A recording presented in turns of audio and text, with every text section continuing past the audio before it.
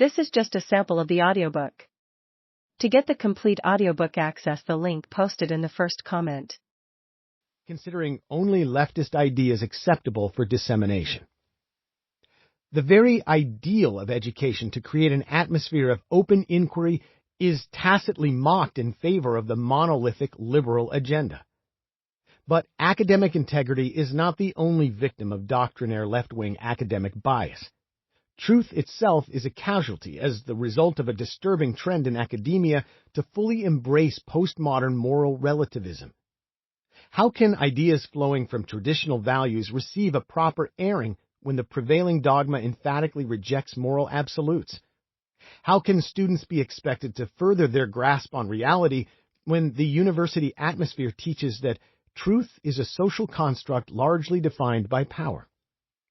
Yet, as Shapiro shows, the assault on absolute morality is the basis for every brainwashing scheme of the left. We should all shudder when we realize that the university establishment is training our youth to believe there is no such thing as a neutral or objective claim, and that there is no such thing as evil, except perhaps for political conservatives and big corporations.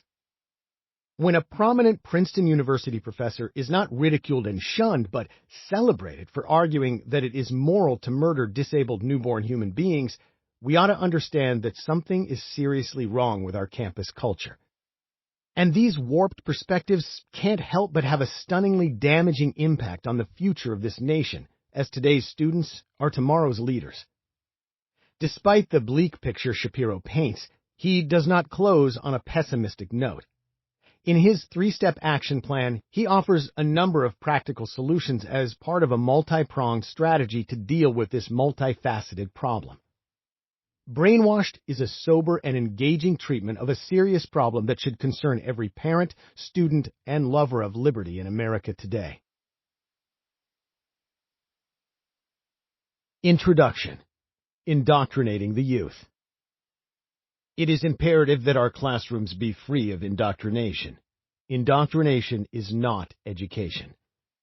Robert M. Berdahl, Chancellor, University of California, Berkeley.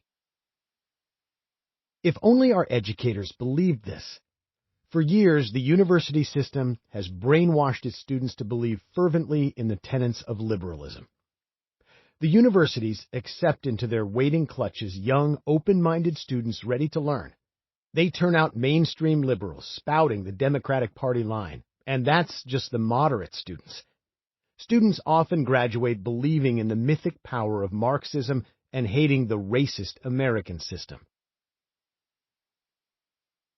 From race to the environment, from religion to sex, from the war on terror to the Arab-Israeli conflict, universities push a never-ending line of liberal claptrap. The higher education system indoctrinates America's youth. The vast majority of the professoriate is leftist. This is an uncontested fact. A poll conducted of Ivy League professors and administrators at liberal arts and social science faculties showed that 84% voted for Al Gore in 2000, as opposed to 9% for George W. Bush. 57% identified themselves as Democrats, while only 3% identified themselves as Republicans. Leftists argue that professorial bias is irrelevant to their teaching. They say that even if a professor is liberal, he or she will undoubtedly offer a balanced view. This is blatantly false. As they do in the mainstream media, liberals dominate the higher education scene. And just as in the media, the liberal tilt is extremely real and extremely influential. Professors generally feel no need to keep their personal biases out of the classroom. American Association of University Professors General Secretary Mary Bergen explains that to separate bias from teaching would be impossible. It is the job of the faculty to decide which critical, relevant, and commanding viewpoints to concentrate on in the classroom.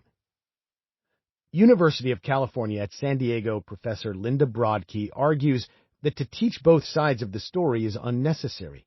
Rather, students must only be assured that there is always free debate. UCSD Provost David Jordan is more blunt. Why should I teach a point of view I don't agree with? College students are attacked with bias from the moment they step on campus until the time they leave it. The effect is devastating. The typical college student has just left the cocoon of the lower educational system.